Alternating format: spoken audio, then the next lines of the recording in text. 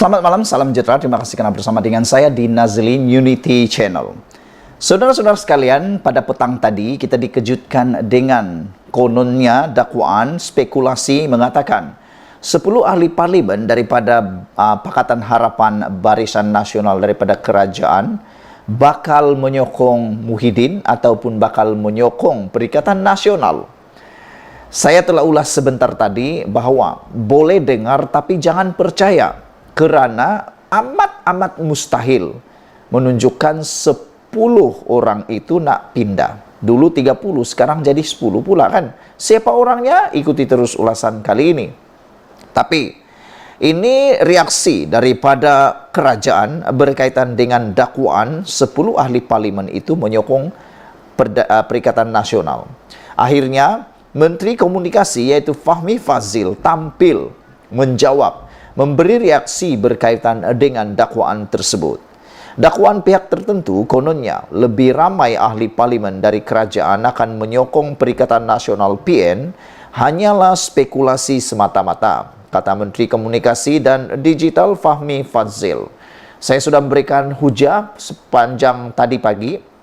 Di kali ini secara sepintas lalu ada 3 perkara yang menyebabkan perkara ini hanya satu spekulasi yang tidak akan bermakna apa-apa. Pertama, UMNO telah pun memberikan denda sebanyak 100 juta ringgit kata Setiausaha Agungnya kalau ada yang menyokong Perikatan Nasional. 100 juta ringgit kalau menyokong Perikatan Nasional kata Setiausaha Agung UMNO. Itu pertama. Kedua, PKR juga telah menetapkan syarat siapa yang berpaling tada.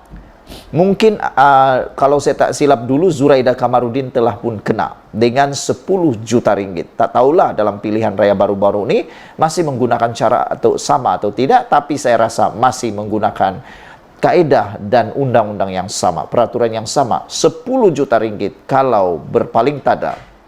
Selain daripada itu, yang ketiga adalah mustahil bahwa ahli parlimen daripada blok kerajaan untuk menyokong Perikatan Nasional kerana tidak ada apa-apa manfaat atau faedah mereka menyokong selain daripada tebuk atap. Nak tebuk atap itu satu perbuatan yang rakyat Malaysia tak sukai sebenarnya kerana mempengaruhi kestabilan rakyat Malaysia dan negara Malaysia. Jadi pada pendapat saya, ngamlah, setujulah saya bahawa menurut Fahmi Fadzil, ianya hanya spekulasi semata-mata. Beliau yang merupakan jurucakap Kerajaan Perpaduan meminta supaya ahli politik parti pembangkang berhenti mengeluarkan kenyataan yang mengelirukan masyarakat. Beliau berkata kenyataan terbaru oleh seorang ahli politik pembangkang bahawa 10 orang ahli parlimen blok kerajaan bakal beralih sokongan terhadap Perikatan Nasional untuk membentuk kerajaan baru bukanlah perkara yang menghairankan. Kalau kita lihat dari awal sampai sekarang, tiap-tiap bulan ada cerita baru. Dan bagi saya ini adalah perkara yang sentiasa akan disebut-sebut, diulang-ulang. Biasalah kita sudah dengar cukup nombor lah, sudah datang mau menghadap, tingkar menghadap lah. Semua itu hanya ulangan dan ulangan dan ulangan dan ulangan dan ulangan. Kata Fahmi Fadzil mungkin daripada pihak pembangkang kerana ada dalam kalangan mereka yang menyebut perkara itu adalah daripada parti berkenan. Dan mereka sekarang dalam keadaan panik, kata beliau lagi. Beliau berkata demikian kepada media ketika ditemui selepas menghadiri program World Quran Convention 2023 di sini hari ini. Sekian dulu untuk kali ini. Jangan lupa tinggalkan komen Anda, tekan butang subscribe. Kita jumpa lagi. Bye-bye.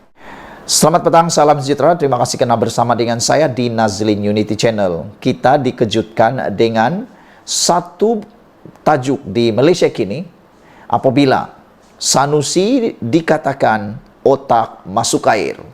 Apa cerita?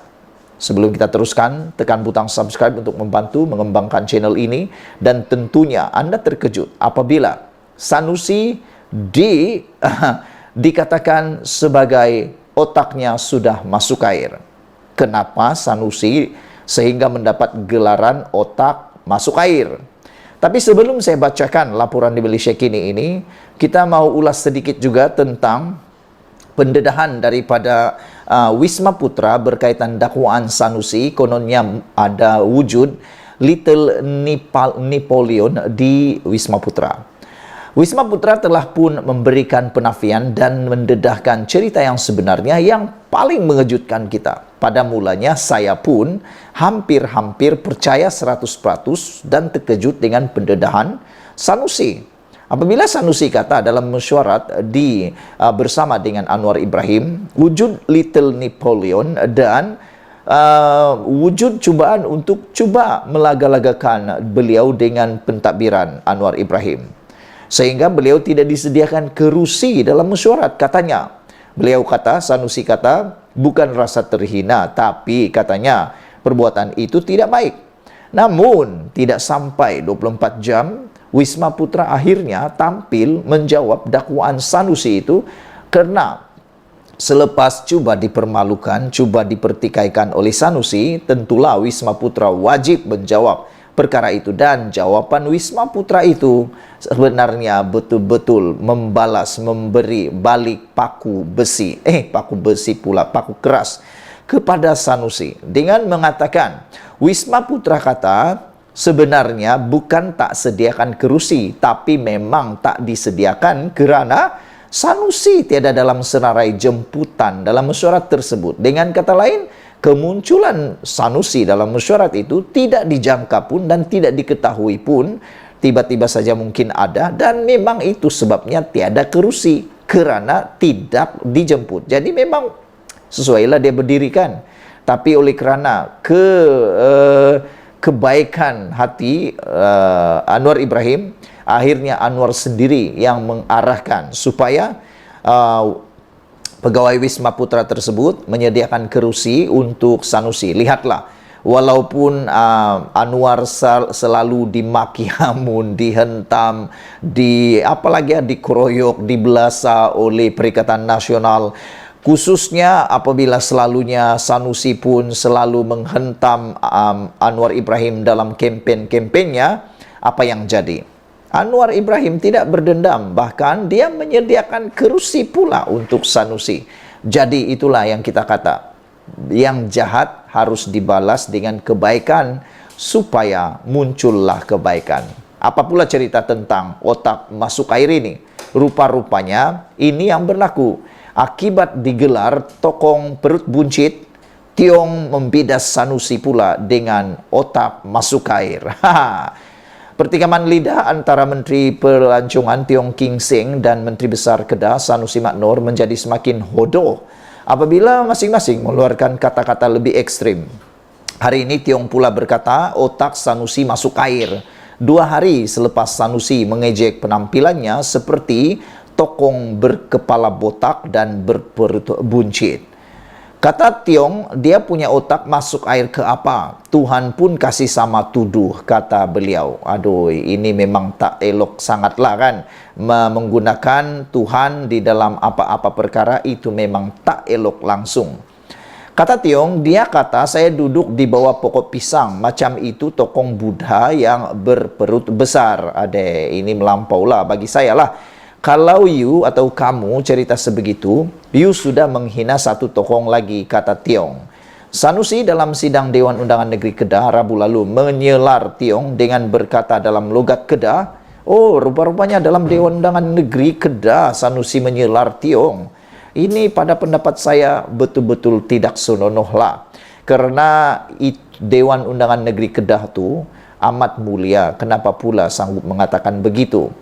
Dalam sidang itu, dalam logat Kedah, Sanusi menyelar Tiong dengan mengatakan, muka dia kalau saya ajuk jadi macam tokong. Hat kepala botak tu, hat perut buncit tu. Kata Sanusi. Bukankah itu sesuatu yang amat mendukacitakan kita sebagai rakyat Malaysia yang berbilang kaum dan agama? Dia berkata demikian ketika mengkritik Tiong yang menurutnya tidak memberikan sebarang pandangan ketika mesyuarat mereka dengan wakil kerajaan Thailand di Sadoa, selatan Thailand pada 27 November yang lepas. Menurut Sanusi yang juga dikenali dengan sikap beliau yang cakap lepasnya itu turut terkenal dengan cakap lepasnya itu, turut mengejek Tiong dengan berkata, muka tak ada tarikan pelancongan langsung. Ya, ini body shaming. Dalam pengetahuan saya, tak tahulah kalau silap, body shaming ini satu juga perkara jenayah yang tak boleh dilakukan di Malaysia. Ianya boleh didakwa dengan perbuatan saman malu. Jadi tak tahulah adakah ini boleh dianggap body shaming atau tak. Bagaimanapun, Sanusi juga membangkitkan jumlah kemasukan 4 juta rakyat Malaysia ke Thailand setahun, berbanding hanya 1.3 juta dari negara Gajah Putih itu dalam Dun Kedah. Berkaitan Langkawi, pusat pelancongan utama Kedah yang menjadi punca pertelingkahan kedua-dua mereka sebelum ini, Sanusi menuduh Tiong seperti hendak mensabotaj. Tapi Menteri Pelancongan kita kempen macam sabotaj Langkawi, kata Sanusi. Di Langkawi tak boleh pakai seluar pendek lah, pelancong diganggu bla bla bla bla, katanya. Sementara itu, Tiong dalam kenyataan bertulis dan videonya hari ini berkata, dia tidak tahu sama ada hendak ketawa atau menangis mendengar hujah Sanusi. Sanusi kena rasuk sampai tergamak mengeluarkan kenyataan sedemikian, kata Tiong. Inikah mentaliti dan sikap seorang menteri besar? Soalnya lagi. Tiong juga memulangkan paku buah besi dengan berkata, Sanusi tidak tahu protokol dalam mesyuarat bilateral apabila meminta nasi tambah ketika jamuan untuk pemimpin kedua-dua negara. Aduh, bila acara makan tengah hari rasmi, kata Tiong, you makan satu piring tak cukup, minta piring kedua. Saya sebagai menteri pun pelik, nampak menteri besar tidak tahu protokol, tak tahu menghormati, katanya. Berkaitan jumlah kemasukan pelancong antara Malaysia dan Thailand yang tidak setara, Tiong berkata Sanusi sebagai menteri besar Kedah turut mempunyai tanggungjawab. Kamu sendiri tidak boleh buat promosi juga. Kenapa kamu punya kesilapan? Semua tuduh orang punya silap, kata Tiong lagi. Nah, saudara-saudara sekalian, beberapa komen daripada netizen berkait isu ini. Selamat malam, salam sejahtera. Terima kasih karena bersama dengan saya di Nazilin Unity Channel. Keputusan PRK Kemaman sudah diketahui sebentar tadi, yang mana telah dijulang Samsuri sebagai Perdana Menteri PAS. Tapi berita buruknya, baru 1 jam selepas Samsuri dijulang sebagai calon Perdana Menteri PAS, tidak sampai sejam selepas Samsuri menang dengan 64.968 undi, manakala calon Barisan Nasional hanya dapat 27.839 undi, tiba-tiba ada satu pula perkara yang mengejutkan dan amat-amat menggemparkan kita semua. Manakan tidak, pendedahan ini pastilah membawa sedikit sebanyak kesedihan kepada Perikatan Nasional, di samping mereka bergembira menjulang Samsuri sebagai calon Perdana Menteri mereka.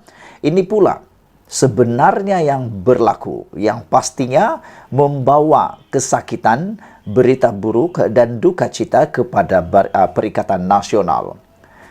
Dipetik daripada Malaysia Kini, Ashraf Wazdi Dusuki, yaitu Setiausaha Agung UMNO, mendedahkan pendedahan yang menyakitkan bagi Perikatan Nasional yang baru saja menang dalam PRK Kemaman. Ini dia, Setiausaha Agung UMNO Ashraf Wazdi Dusuki, walau bagaimanapun mengucapkan tahniah kepada PAS atas kemenangan mereka dalam PRK kali ini, dan dinyatakan bahwa kemenangan mereka adalah dengan majoriti yang sangat besar. Namun demikian, apa yang didedahkan oleh Ashraf Wazdi Dusuki ini, itu yang lebih penting lagi, yaitu Ashraf kata, kemenangan Perikatan Nasional tidak mengubah kerajaan perpaduan yang masih mempunyai 152 ahli parlimen, manakala pembangkang kekal dengan 69 ahli parlimen.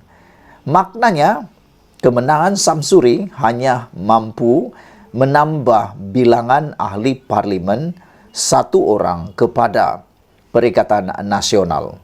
Tapi untuk mahu menumbangkan kerajaan, itu semuanya hanya naratif dan spekulasi semata-mata.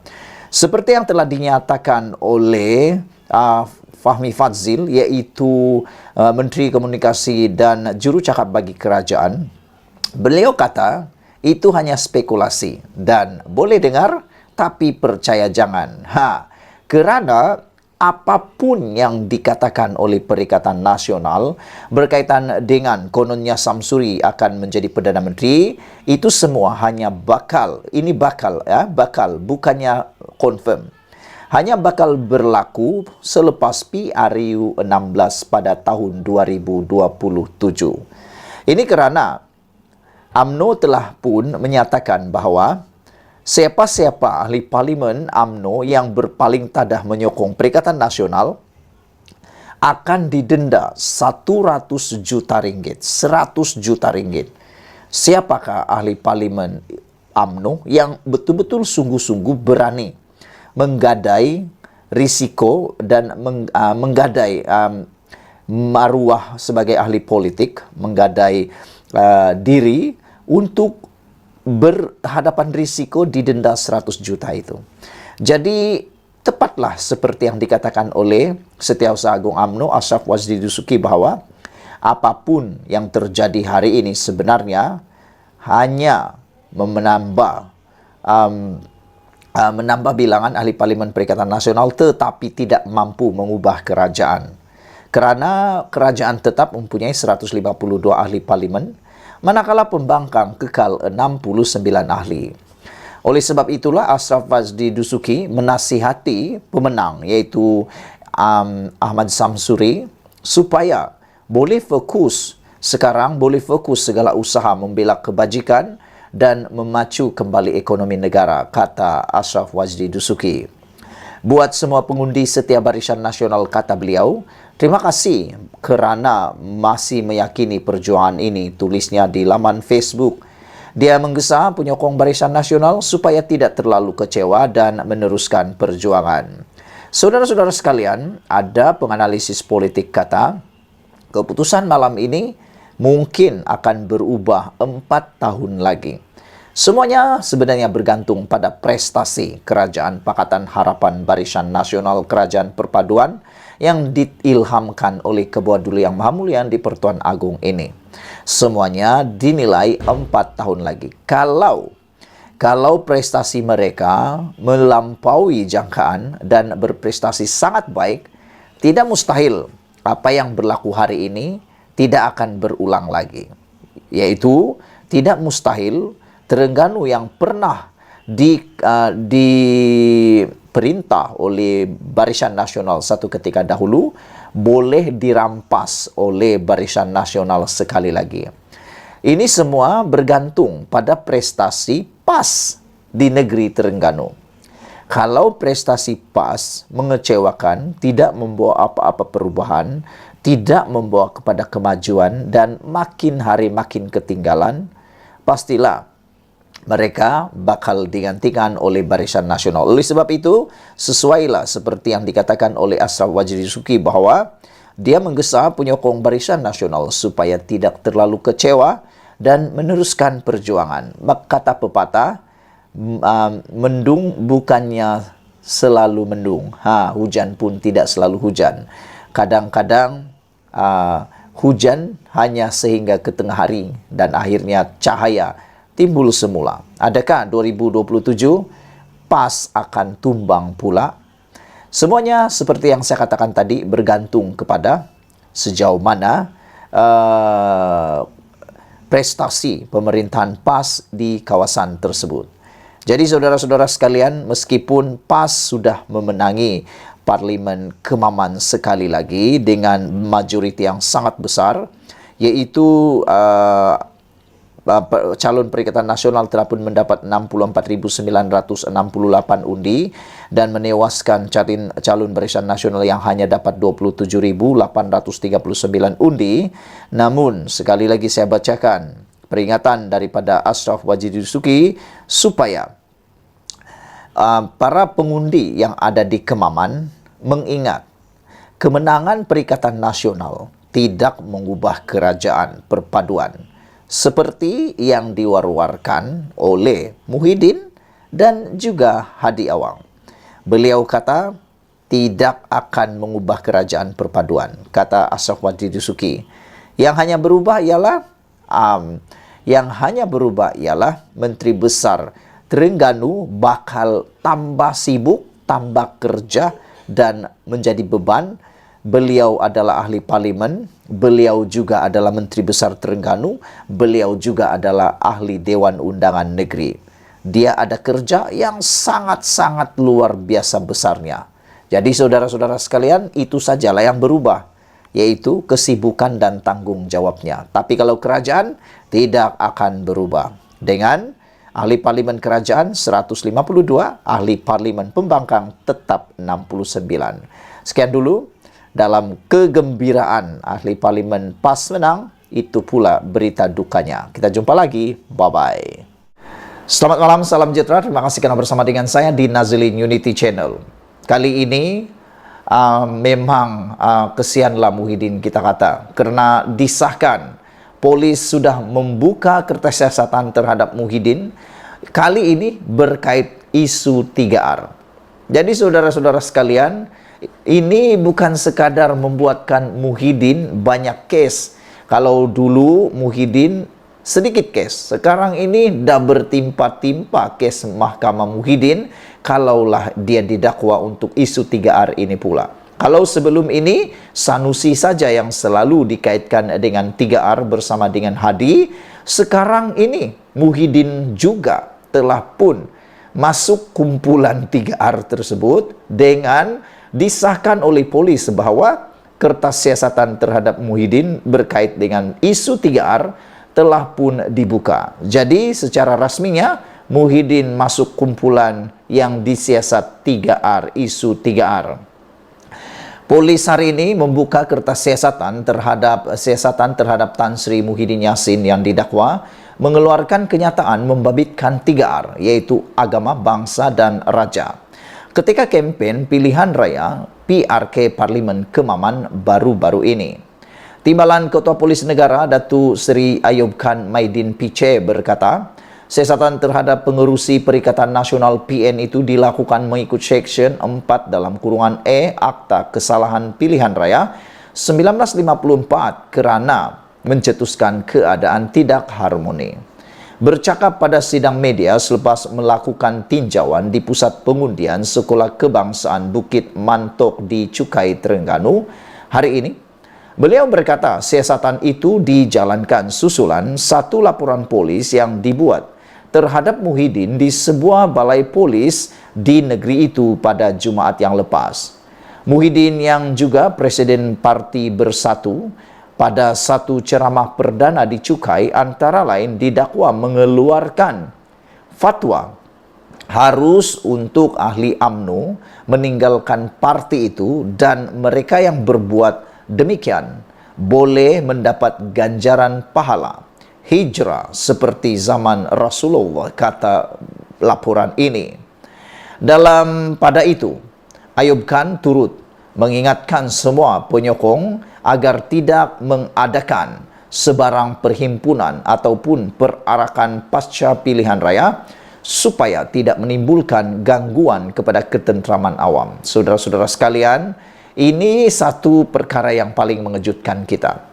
Dalam satu ceramah itu di Cukai, laporan polis menulis bahwa Muhyiddin telah didakwa mengeluarkan fatwa harus untuk ahli UMNO meninggalkan parti itu, yaitu parti UMNO, dan mereka yang berbuat demikian boleh mendapat ganjaran pahala hijrah seperti zaman Rasulullah. Ini satu perkara yang memang agak mengejutkan kita. Bayangkan Muhyiddin sanggup menggunakan isu seperti ini untuk meraih undi semata-mata. Tak tahulah sejauh mana kebenaran itu, tapi bagi Anda yang mungkin mahir agama, Anda tahu kebenaran di sebalik fatwa tersebut. Polis akan mengambil langkah-langkah yang sewajarnya dalam memastikan keselamatan dan ketenteraman awam semasa pasca pilihan raya nanti, kata Ayub Khan. Beliau berkata sebanyak 280 anggota dan pegawai polis akan memantau situasi ketenteraman awam selepas pilihan raya sehinggalah situasi berada dalam keadaan aman dan harmoni.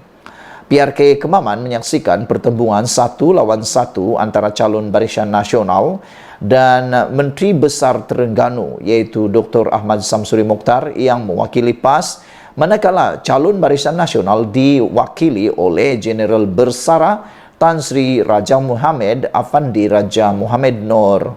Ia diadakan susulan keputusan Mahkamah Pilihan Raya Terengganu pada 26 September lepas yang membatalkan kemenangan calon PAS C. alias Samin pada pilihan raya umum ke-15 PRU 15. Saudara-saudara sekalian, belum kita berpisah, sila ramalkan siapa akan menang pada PRK Parlimen Kemaman ini. Sekian dulu untuk kali ini. Jangan lupa tinggalkan komen Anda, tekan butang subscribe.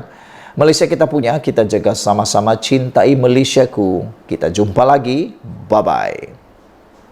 Selamat petang, salam sejahtera. Terima kasih karena bersama dengan saya di Nazilin Unity Channel. Ini lagi kebiadaban dan kita dengan tanda petik kebodohan orang-orang tertentu. Manakan kita tidak menggelar mereka biadab dan dengan tanda petik bodoh kalau berani membuat pula perkara yang tidak senonoh untuk Perdana Menteri kita, yaitu Anwar Ibrahim. Kalau orang kampung cakap, ramai lagi yang boleh beliau ugut selain daripada Perdana Menteri, tapi tak tahulah di mana mereka menyimpan pemikiran mereka, atau kalau dengan kata yang lebih kasar, di mana mereka menyimpan lutut pula otak mereka. Adakah simpan di lutut ataupun tak guna otak langsung? Ini apabila baru 2-3 hari yang lepas polis menangkap seorang lelaki yang didakwa menawarkan 5 juta ringgit untuk menawarkan 5 juta ringgit untuk membunuh Anwar Ibrahim. Kali ini pula lagi bodoh daripada sebelumnya, seorang lagi lelaki mengugut Anwar Ibrahim Perdana Menteri dengan kali ini lebih dahsyat, yaitu mahu bom rumah. Nak jadi Perdana Menteri rupa-rupanya bukan mudah. Sudahlah susah nak mengurus keluarga, susah nak mengurus negara. Ada pula orang-orang bodoh macam ni yang guna entah otak ke mana, mungkin ke lutut atau dibuang ke laut pun kita tak tahu. Apabila sanggup pula, berani pula mahu bom rumah Perdana Menteri kita.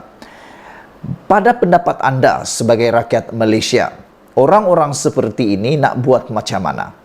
Apa hukuman yang sepatutnya diberikan kepada orang-orang seperti ini? Kita tahulah, anda mungkin tak minat dengan Anwar Ibrahim. Bukan semua orang suka Datuk Seri Anwar Ibrahim Perdana Menteri kita. Tapi setidak-tidaknya, kalau anda tak suka Datuk Seri Anwar Ibrahim, janganlah membuat perkara yang tak senonoh seperti ini. Perkara yang bodoh dan biadab seperti ini. Kerana ini akan menyebabkan anda sendiri yang akan terancam, anda sendiri yang akan dalam bahaya. Silap-silap hari bulan, dipenjara dan didenda. Bukankah itu satu tindakan yang bodoh? Anda memperjuangkan, mungkin anda ialah daripada parti-parti tertentu, mungkin anda penyokong pada parti-parti tertentu, yang akan sengsara dan rugi bukan parti itu, tapi anda sendiri yang akan rugi. Parti itu hanya senyum-senyum. Anda pula masuk penjara. Jadi fikir sebelum buat. Hari ini kita digemparkan selepas polis berjaya menahan seorang guru agama yang membuat hantaran ugutan bunuh kepada Perdana Menteri. Seorang lagi lelaki didakwa memuat naik ugutan terhadap Datuk Seri Anwar Ibrahim. Alamak, ini bahayanya. Kalau menurut laporan di Harapan Daily ini, rupa-rupanya yang mengugut Datuk Seri Anwar Ibrahim baru-baru ini dengan ugutan bunuh ialah guru agama. Pada pendapat kita, sepatutnya guru agama menunjukkan sikap yang terpuji, menunjukkan teladan yang terbaik, bukannya menunjukkan teladan yang sebodoh seperti itu. Pengguna Facebook menggunakan akaun bernama Muhammad Irfan didakwa memuat naik hantaran mahu mengebom rumah Perdana Menteri. Hantaran itu tular di media sosial dengan orang ramai menyebut mention polis Diraja Malaysia untuk diambil tindakan.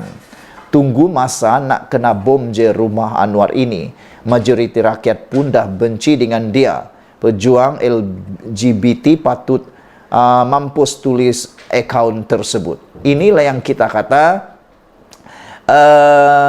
perbuatan yang betul-betul tak senonoh, perbuatan yang melampau. Jadi saudara-saudara sekalian, Anda boleh merujuk kepada akaun Facebook yang bernama Muhammad Irfan yang ditulis daripada Harapan Daily ini. Saudara-saudara sekalian, bagaimanapun individu tersebut kemudian memuat naik hantaran baru mendakwa akaun miliknya digodam orang yang tidak berpuas hati terhadapnya. Beginilah yang selalu berlaku. Sudah post baru kata digodam, sudah post baru kata digodam. Semalam seorang ustaz maktab Mahmud Kulim ditahan polis selepas menerima 5 laporan berhubung kenyataan fitnah dan ugutan. Kes disiasat di bawah Seksyen 507 Kanun Keseksaan untuk kesalahan menakutkan secara jenayah dengan menyembunyikan nama yang membuat hukuman penjara 2 tahun atau denda atau kedua-duanya. Jadi rupa-rupanya kemarin Ustaz ditahan polis kerana fitnah dan ugut Perdana Menteri. Sekian untuk kali ini. Jangan lupa tinggalkan komen Anda pada pendapat Anda. Apakah hukuman yang patut diberikan kepada lelaki yang terburu-buru itu? Sekian dulu. Malaysia kita punya. Kita jaga sama-sama. Hati-hati buat hantaran. Kita jumpa lagi. Bye-bye.